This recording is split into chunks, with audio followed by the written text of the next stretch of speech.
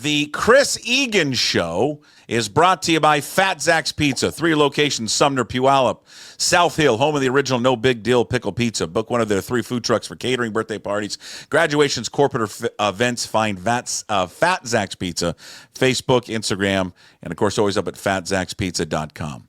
If you went to your kids right now and said, do you know what the word horny means? Do you think they would know? Puck, all 3 would know. I don't know where Jim Moore is living. I don't know what Jim Moore is thinking. I'm sorry, you go into a kindergarten class. Come on, Jim. I mean, I wish we could bring Jim Moore back in. I have a feeling his boys know exactly what that means. And that makes me, when I hear that, it makes me think about the moment I was a proud dad. And it was during Thanksgiving time. And you know what? There's the dog barking because the show's underway here. Charlie, we're underway. You got You got the fireplace burning in the background. It looks great. The fireplace is burning. The dog's barking. But we have those proud moments in our life. Charlie, let's bring it now, okay? I'm on the show. Sorry, the dog is letting loose right now. I love Charlie. Charlie's letting it.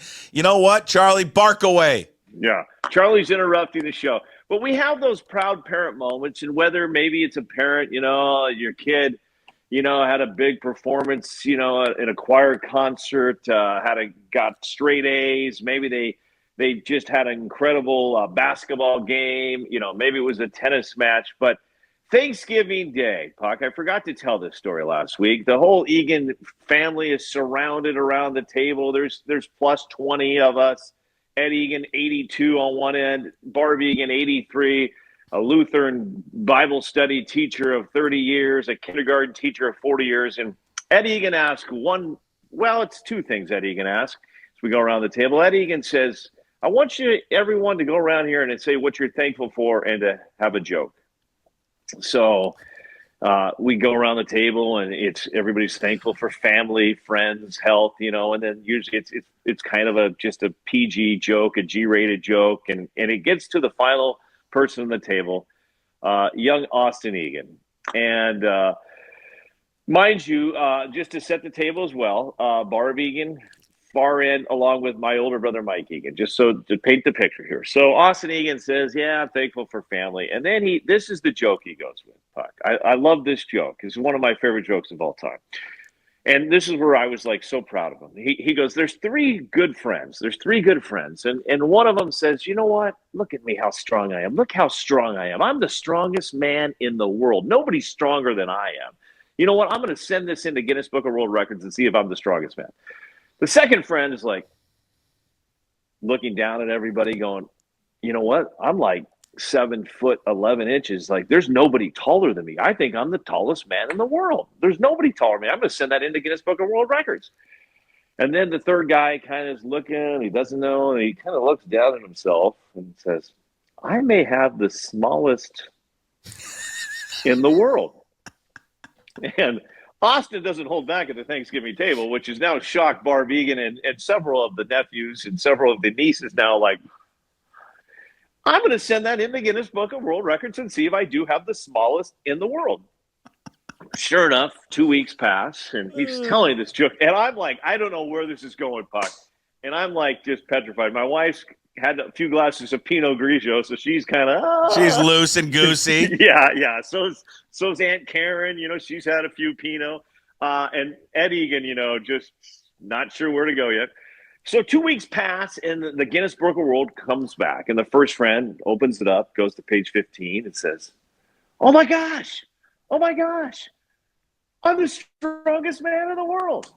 Second friend grabs the book, he goes to page 35.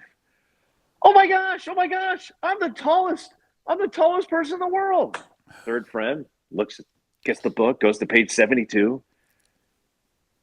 What? Who in the world is Mike Egan?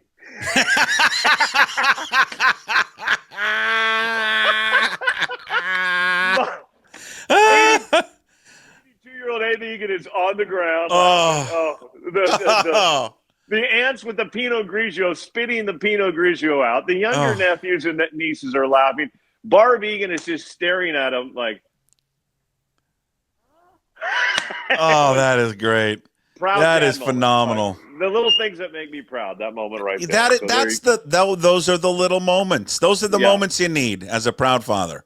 Yeah. I mean, it just showed me that he could, one, hold a room, tell a joke, get a Yeah. laugh, and he went out there on a limb and did it. So, you know what? The Good guy for can him. pitch in Game 7 of the World Series one day, and I think I may hold that moment there higher than that. So that one's gonna be higher on the list. How's the middle school basketball team going? we have just got underway, so that's good. We've got Puck before that. We have to wrap up 23 years of coaching youth soccer, and this weekend is the State Soccer Cup. We are down to the Final Four. So the Ted Lasso of soccer coaches has his team in the Final Four. We'll be playing at the Starfire Complex on Sunday in the semis at 9. If we win, it's at 1, and then it's off to the Seahawks-Packer game. So once the soccer season wraps up, I'm all in for hoops. But we've been practicing. It's going well.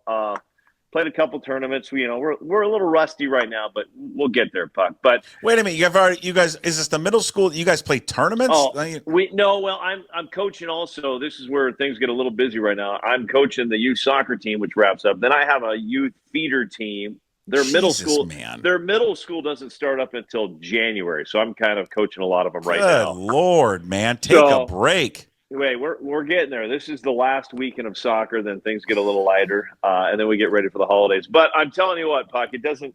You can feel it, which is very cool. And I always tell people, like, I'll go off into suburbia, and you're out there in suburbia as well. And you go into the grocery stores, you go to pickleball this morning, you go places, and I kind of get a buzz of what's going on. And there's definitely a Seahawks buzz back in the air. And I think the last couple of years it really wasn't there, but there is a lot building momentum-wise for this game Sunday night against the Packers. It's kind of cool to see, a school drop-off, kids wearing Seahawks gear again. Kids were talking about it last night, at practice about the Hawks and some of these young stars. The kids are falling in love with Jackson Smith and Jigba. Where's the game on this week?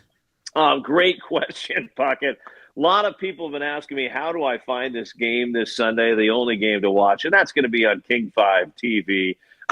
Your home team will have the game Sunday night, right after the fifth quarter. I'll have all the highlights. Paul Sylvie back in studio with Big Walter Jones, the Hall of Famer. Do you feel people – okay, because you're right about this whole Seahawks thing where it like – and you guys were, I think, kind of the ones that started.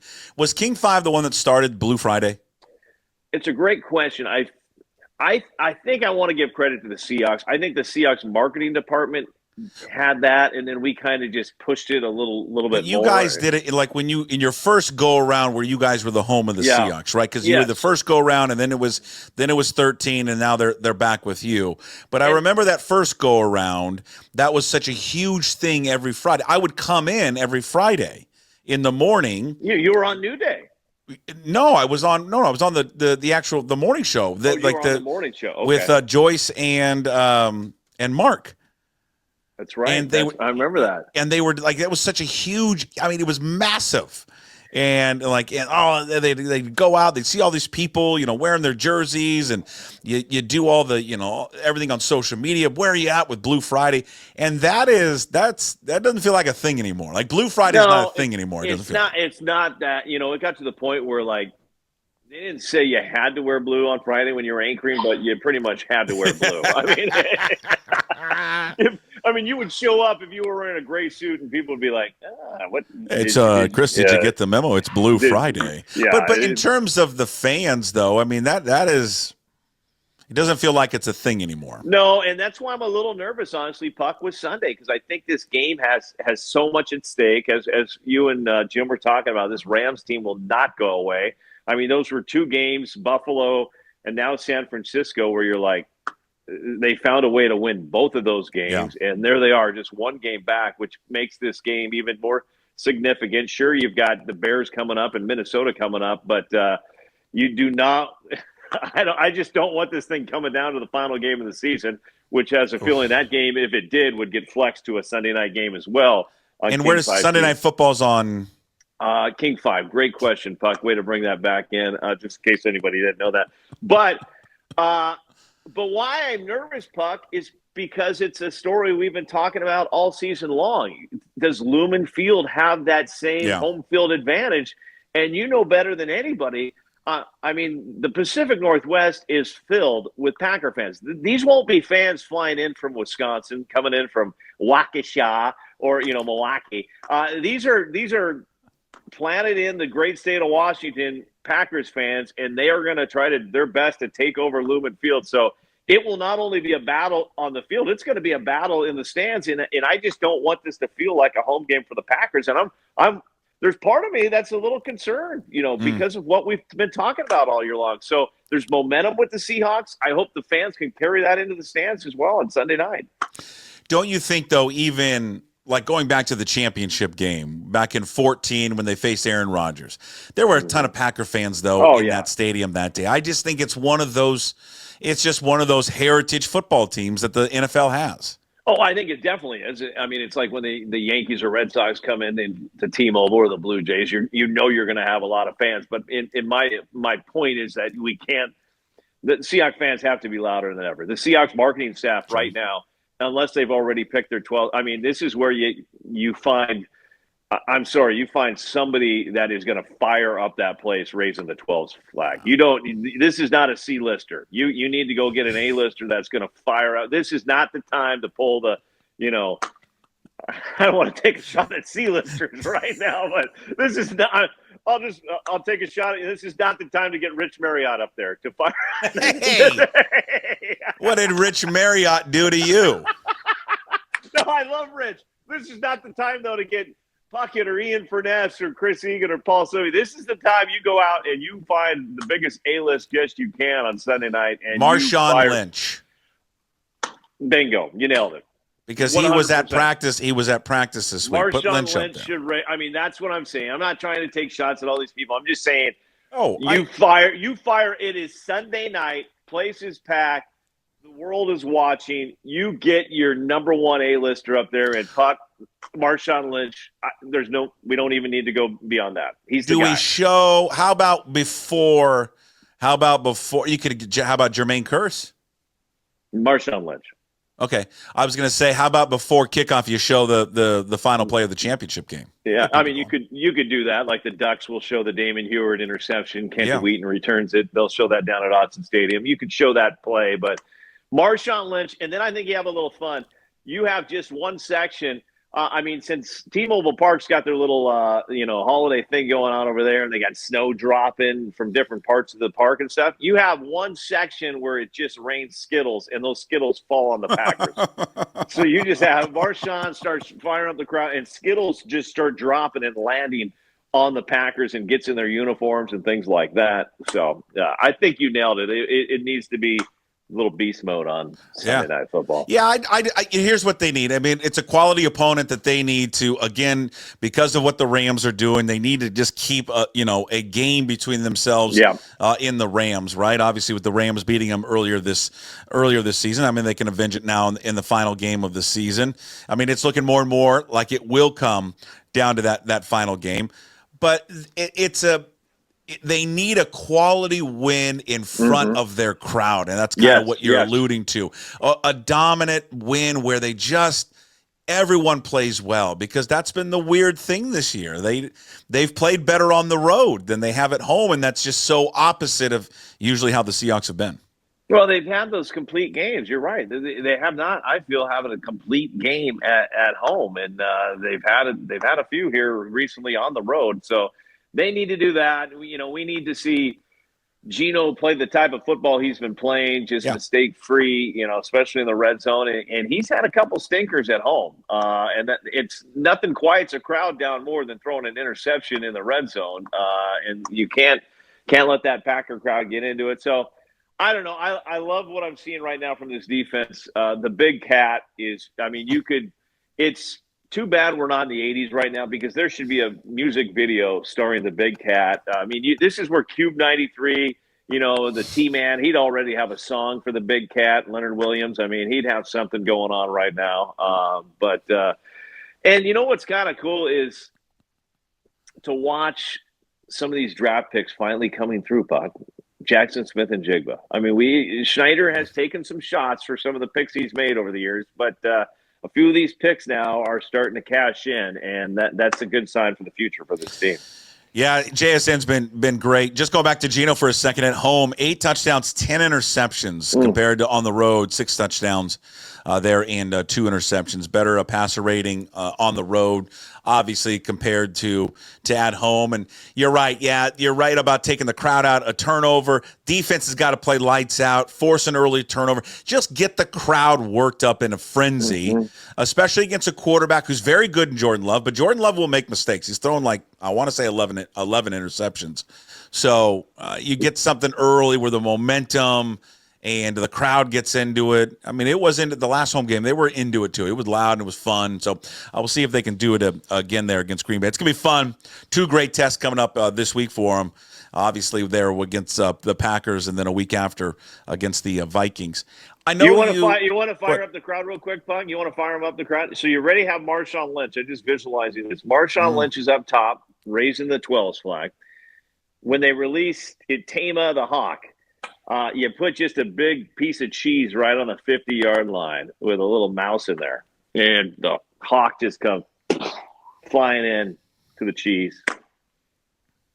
There you go.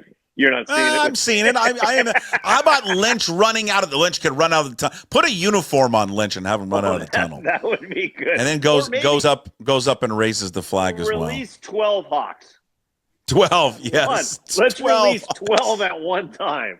I mean, we just need to do something to fire up that crowd right out of the gates.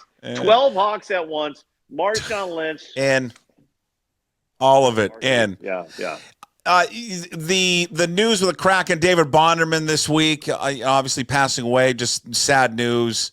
Tod Leiweke has been doing the interviews and just talking about his impact that he has had on the Seattle community. Obviously Bonderman, and then there for Tod Leiweke, he is. Every time I hear him speak, and I just think to myself, man, he's just he gets it. He's one of the best sports entities or people that we've ever had in this city. I want him to run everything. 100%, Puck. 100%. I said this after that day. I was heading up to film Kraken Home Ice, which you can see on King 5. And so I was heading up there, and we do a one-on-one with Coach Bilesma, and the news came down about Bonderman's passing. And, I said, hey, we need to probably talk to Lieweke, about this. We need to talk to Todd, and our producer Bree, made the text to the PR, and they fired right back. 100%. Todd will join you in 5 minutes to talk about this, and first and foremost, his availability. Second of all, Todd is just he speaks from the heart. He is so passionate. He talked about Bonderman as a friend, as a businessman. He made it very simple and very clear that this organization would not be here, that this Iceplex we were sitting at would not be here if it wasn't for his hard work, if it wasn't for his just knowledge and obviously money as well, but just the fact that he was not going to let this fail. This was a UW graduate that went on to Harvard. He had some connections to the Northwest, and he wanted this so bad. And Tod Leiweke, Jason, I this guy, you should, if you're getting into business, if you're getting into marketing, if you just want to be a better person, study Tod Leiweke. See how he does things and how he acts and how he reacts. And I mean, this is the guy leading a professional franchise, and you would never know that if he came up to you. I mean, he just comes up and it's just so genuine and just wants to, it's like, Chris, how are you doing? And sure, there's a camera with me, but I've seen him do this behind the scenes with so many people before. And he just from all the organizations he's been at, there's been success. So if you want success in your life, I would literally look up the name Tod Leiweke and study what he's done. And sure, he has surrounded himself with some very smart people. He's surrounded himself with some successful people, but just a phenomenal job. And I mean, there's another. Let's take this Kraken team. This is a team that struggled last year.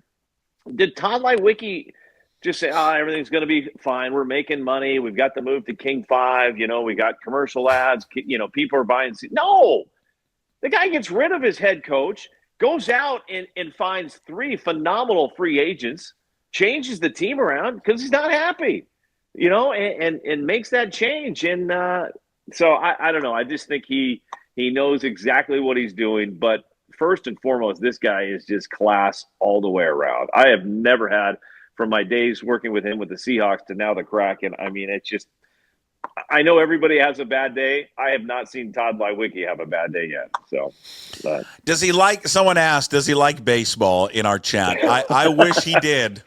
I'm going to tell you that right now. I wish he and his ownership group loved baseball.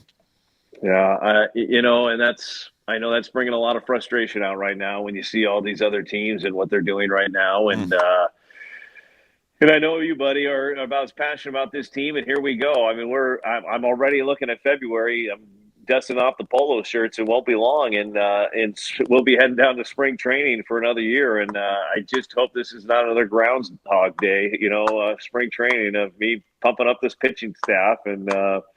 Some second baseman that was an all-star 3 years ago coming in, and so I just it's not going to be that. It's going to be the Dylan Moore Ryan Bliss show at second. Yeah. I know. I mean, and then they're, you know, I just laughed this week, and I like Carlos Santana, but when they're like, God, we just really got to lock down Carlos Santana, I'm like, that's the big offseason move, Carlos Santana. Yeah, okay. and then it's tough, Puck. It's just like I mean, I know we have more money to spend, but is anybody ever going to be able to compete with the Dodgers at this point right now? I mean, it's just no. I mean, what do they go out and get Blake Snell? I mean, it's like it'd be nice to get maybe a 5th, 6th pitcher, you know, and boom, they just dropping money like it's just falling from the trees right now, and it's going to be tough, and I don't know if something's got to be done there. But hey, you got any advice on holiday parties? How many holiday parties you going to now? As we're getting into holiday party season.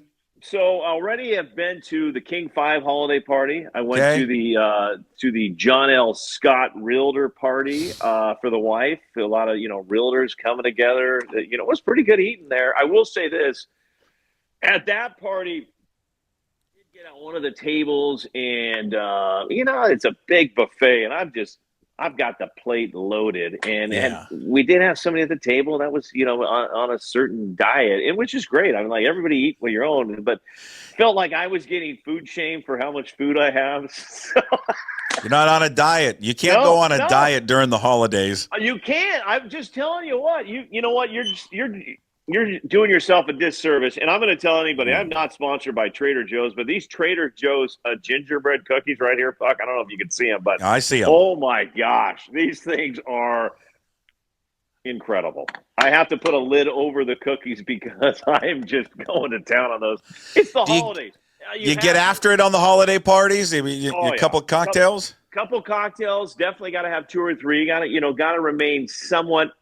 At one point, you don't want to drink too much and pass out because you got to do it again the next day. We got the big Joyce Taylor holiday party coming up over the weekend, which feeling pretty good. It's not often you get the Gene Anderson, Joyce Taylor invites, and now I've snuck onto the A-list party invite. Do they have competing parties? No, but in the past they've had them, and I've heard about them, and missed out on the invite. Now, Puck, I feel like they want some youth and entertainment in there, and here's youth. I'm 50. But so this is on the Joyce party. She said, "No heels, don't bring any food." I'm telling my wife to find your biggest set of heels, and I'm going to bring like a tuna casserole, just to see the reaction we get from her. But I want a full report of the 20-year-old Swifties. Well, I don't even know if they're invited. See, this is where this is special invites only. Exclusive. Exclusive part. But it says wear something sparkly, and I don't know if I have anything sparkly, and I don't know where to go with that. Is that maybe the ladies only sparkly? Maybe, yeah. I mean, go to like one of those like Michael's stores and get a bunch of sparkles and throw them on an old Just T-shirt. throw Right? it. Just throw it on the Yeah, t-shirt. That sparkles. Yeah, yeah. yeah. When is No, this party? This party this weekend? this Saturday night. See this Okay. in this puck. This is why I was trying to get to this point. Why 2 or 3 is great drinks for me, but I've got to coach soccer the next morning at Yeah, 8 you a.m. gotta be. So I can't. I owe it to those kids. I can't be You get. rolling out of bed. I got to have a game plan on. Separation and preparation. So Yeah. yeah. All right. Be prepared. Be well. Good luck to the boys on Sunday. We'll be catching you on King 5 because, folks, that's where the Seahawks play the Packers. Sunday Night Football on NBC. It is Sunday night. King 5. And you can catch the Kraken on Kong and King as well. Ian Furness doing a great job on that pregame show. Unbelievable. Just kill. I don't know how he's doing his other job. He seems like He doesn't really do the other job. He kind of mails that one in. It's all TV. You're the best. Hey. We will talk to you next week, Chris. Sounds good, buddy. There he is, the Chris Egan Show, brought to you by Fat Zach's Pizza. 3 great locations, Sumner, Puyallup, South Hill. Go check them all out. Home of the original No Big Deal Pickle Pizza. Book one of their 3 food trucks. Catering, birthday parties, graduations, corporate events. Fat Zach's Pizza on Facebook, Instagram, and, of course, fatzachspizza.com. Follow Chris on X, Instagram, Chris Egan 5, and all of his work up at king5.com. Full episode will be up on YouTube later. Please subscribe there to the YouTube channel, Puck Sports. Also, download and listen to the episode later on Apple and Spotify, wherever you find your podcast, and always up at pucksports.com.